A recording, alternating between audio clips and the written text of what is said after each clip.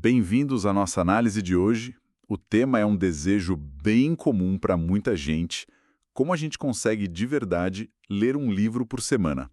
Parece uma montanha alta para escalar, não é verdade? É, parece mesmo. Um desafio em tanto. Temos aqui um material bem pé no chão. O guia Como Ler um Livro por Semana, lá do estudosquematizado.com.br. Ele promete umas estratégias práticas, sabe? Sem muita enrolação. Isso, é um material bem direto ao ponto. Nossa missão, então, é investigar essas ideias. Vamos ver o que realmente tem potencial para funcionar e como a gente pode encaixar mais leitura na rotina, de um jeito que não vira um peso, né? Mas algo prazeroso, sustentável. Exato, porque a ideia de ler mais de 50 livros por ano, nossa, soa quase como um superpoder para quem tem a vida corrida. Totalmente. Mas o texto aqui sugere que o segredo está mais no método, na organização, do que em ter, sei lá, horas e horas sobrando no dia. É mais estratégia do que tempo livre e infinito. Ok, então vamos mergulhar nisso. Como é que a gente sai da intenção, do eu queria tanto ler mais, para a ação concreta, para fazer o hábito da leitura finalmente engrenar? É um ótimo ponto de partida. O guia do estudo esquematizado, ele constrói tudo sobre uma base que é essencial. A leitura precisa ser diária. Não tem fórmula mágica, sabe? Diária, entendi, todo dia um pouquinho. Isso. Mas tem abordagens inteligentes para a gente tecer a leitura no tecido do nosso dia a dia. Vamos focar nessas estratégias concretas e na lógica, quase numa matemática por trás da leitura mais eficiente. Matemática da leitura, interessante isso. A ideia é mostrar que ler mais não é um luxo inatingível, mesmo com a agenda cheia. Certo, então, o primeiro passo, que não dá para fugir, ler todo santo dia. O material sugere algo bem pragmático. Dividir o número total de páginas do livro por 7. Simples assim. Por exemplo, um livro de 350 páginas. Vira uma meta de 50 páginas por dia. Colocado assim, parece bem menos intimidador, concorda? Totalmente. E o que eu acho fascinante aqui é a psicologia por trás disso. Metas diárias menores, elas são armas poderosas contra a procrastinação, né?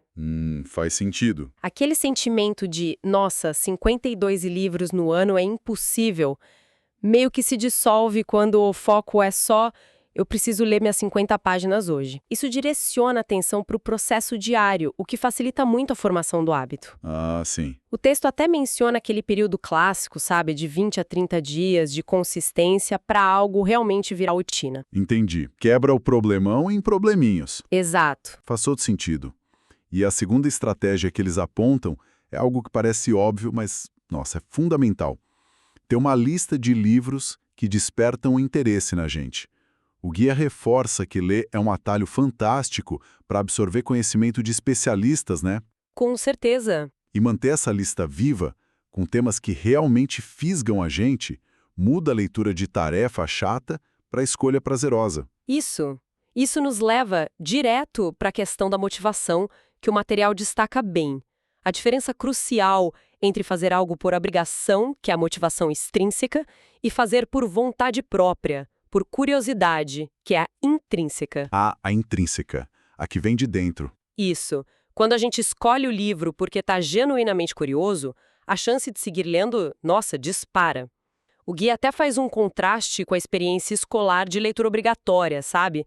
Aquilo que para muita gente criou uma relação meio arranhada com os livros. É verdade, tem isso mesmo. Então a chave é resgatar o prazer da descoberta pessoal. Ler o que a gente quer. E aqui, olha, aqui as coisas ficam realmente interessantes, eu achei. O texto fala sobre o poder das recompensas para solidificar o hábito e faz uma distinção bem útil entre as recompensas intrínsecas, Que são os benefícios da própria leitura. isso, e as extrínsecas, que são aqueles incentivos que a gente cria conscientemente para se dar um empurrãozinho.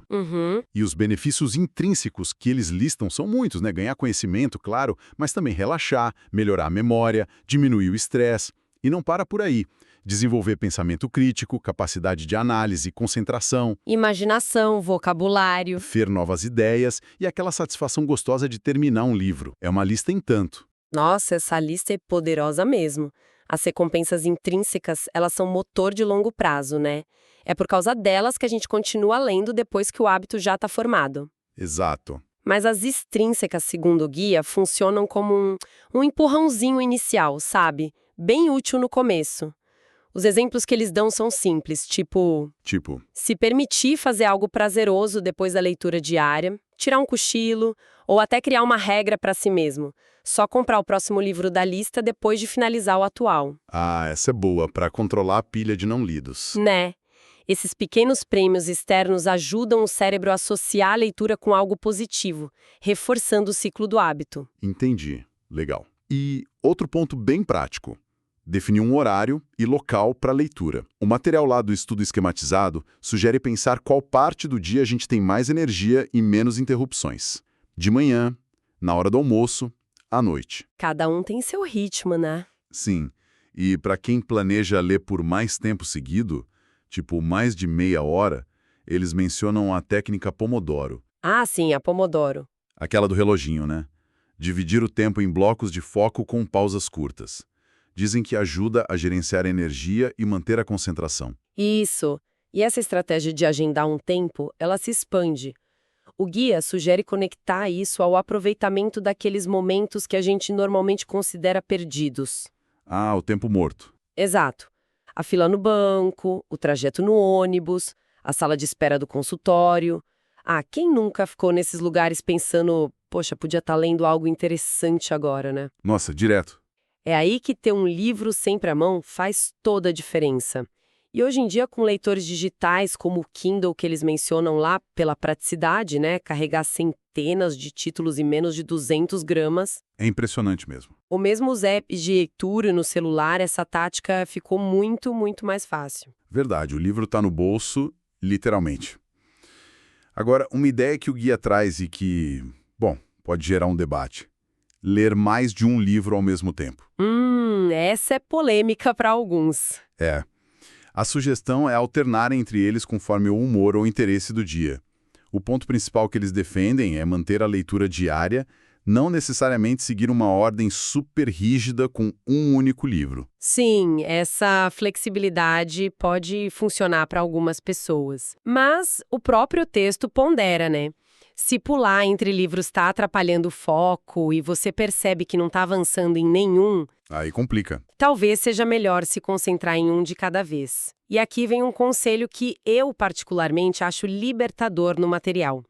Não se sinta na obrigação de terminar um livro que não está agregando nada para você. Ah, isso é importante. Muito. Se o livro não está sendo útil ou prazeroso, pular partes ou simplesmente largar ele e pegar outro da lista é perfeitamente válido, sabe? A leitura tem que ser um ativo, não um fardo. Concordo plenamente. Chega de culpa por não terminar livro. Exato. E isso conecta bem com a próxima orientação deles. Começa agora. Sem essa de esperar a segunda-feira perfeita, o início do mês, as férias. A famosa procrastinação da perfeição. Isso. A recomendação é: começa imediatamente. E, o que é crucial, estar disposto a adaptar o plano no caminho. O horário não funcionou, troca. A meta de páginas diárias está pesada, ajusta. Sei lá, lê menos na semana e compensa no fim de semana. Flexibilidade total. O guia até cita algo tipo: conhecimento é poder, mas só se a gente colocar em prática. Não adianta só saber a teoria. Essa mentalidade de ajuste contínuo é vital. O plano inicial não é uma sentença, né? É só um ponto de partida. Observar o que funciona para você, na sua realidade, e fazer as correções de rota é o que transforma um plano em um hábito que dura. Autoobservação. Isso. E a disposição para mudar o que não está dando certo. É fundamental. O guia ainda dá umas dicas extras. Uma delas é o uso de audiobooks como ferramenta complementar. Ah, os audiobooks. Super úteis. É uma forma de ler com os ouvidos enquanto a gente faz tarefas que não exigem tanta concentração mental, né? Tipo se exercitar, fazer faxina, dirigir. O texto até incentiva a buscar por audiobooks grátis online, diz que tem muita coisa boa. Sim, é um jeito ótimo de aproveitar o tempo.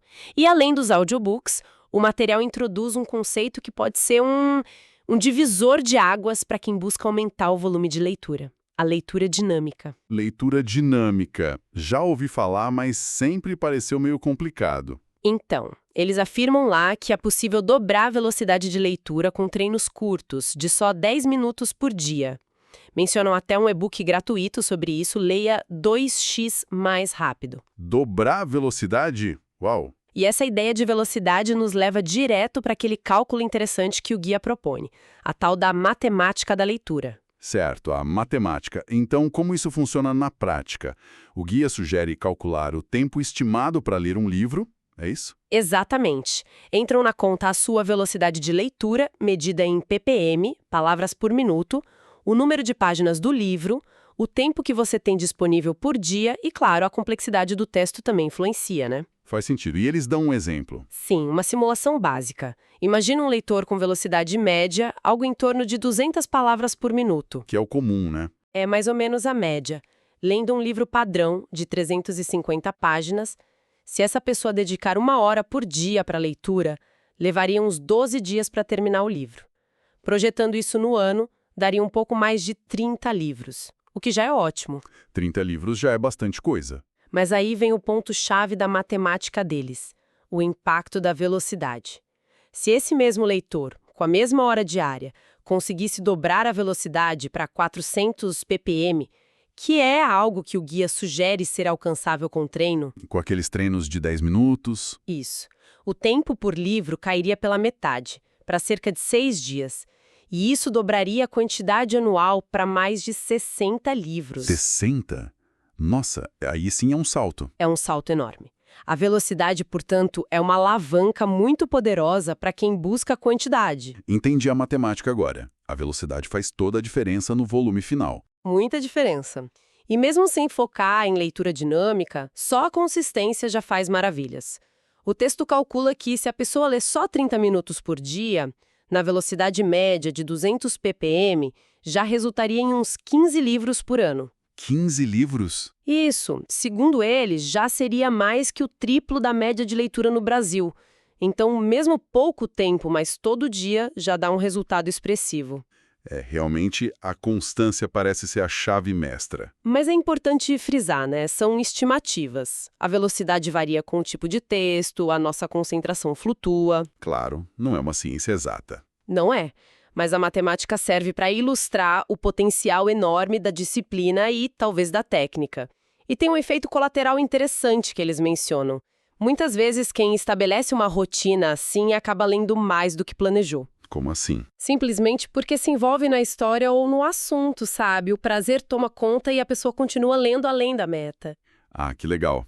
Quando vira prazer, deixa de ser obrigação. Exatamente. Olha, depois dessa conversa toda sobre metas, velocidade, números, matemática, o Guia do Estudo Esquematizado faz uma pausa para a gente refletir e levanta uma pergunta que eu achei crucial. Por que você quer ler um livro por semana? Essa é a pergunta de ouro. Tem um alerta ali contra transformar a leitura numa corrida para acumular títulos, sabe? O famoso ler por ler, só para dizer que leu. O próprio autor do material compartilha que, quando ele perseguiu a meta semanal rigidamente, sentiu que a leitura virou uma obrigação e perdeu um pouco do encanto. Nossa, isso é muito importante. Esse questionamento é fundamental e direciona para a perspectiva final que o guia defende. A sugestão atual deles é mudar o foco da quantidade de livros para a qualidade do tempo dedicado à leitura. Qualidade do tempo. Por exemplo, estabelecer a meta de dedicar um tempo consistente todo dia. Talvez aqueles 2 ciclos Pomodoro que a gente falou, uns 50, 60 minutos. Mas valorizando os benefícios reais. O aprendizado, o estímulo mental, o prazer da imersão. Em vez de ficar só contando páginas ou livros. Exato. O objetivo maior deveria ser construir uma relação que seja prazerosa e duradoura com os livros, não apenas bater uma meta numérica que pode acabar se tornando vazia. Faz todo sentido. Focar no processo, no prazer e não só no resultado final, quantitativo. Precisamente. Então, recapitulando tudo que a gente conversou, a meta de ler um livro por semana, que parecia lá no início uma montanha, ela fica bem mais palpável quando a gente detalha as estratégias do guia, né? Dividir em metas diárias, escolher livros que realmente interessam pra gente. Usar recompensas no início para dar aquele gás. Gozezinho. Reservar um tempo, aproveitar as brechas do dia, ter flexibilidade para mudar de livro ou até abandonar um que não tá legal. E para quem quiser explorar técnicas para ler mais rápido, como a leitura dinâmica. Mas o fio condutor que parece unir tudo isso é a constância, né? E, acima de tudo, cultivar o prazer genuíno pela leitura. Sem isso, acho que nada funciona a longo prazo. Concordo 100%. É a constância e o prazer. E talvez a gente possa deixar uma provocação final que se inspira no material, mas olha um pouquinho além. Manda. Se a gente conseguir transformar a leitura no hábito diário consistente, para além dos livros contados ou das informações que a gente adquire, como será que essa imersão regular em novas ideias, novas narrativas, novos vocabulários poderia, sutilmente ao longo dos anos, ir remodelando nossos processos de pensamento, nossa empatia ou até mesmo a nossa visão de mundo? Uau! Que transformações silenciosas e profundas poderiam emergir dessa prática constante, hein? Fica a reflexão. Nossa, excelente pergunta para a gente continuar pensando individualmente com ela. Então, a gente encerra essa nossa análise das estratégias para turbinar o hábito da leitura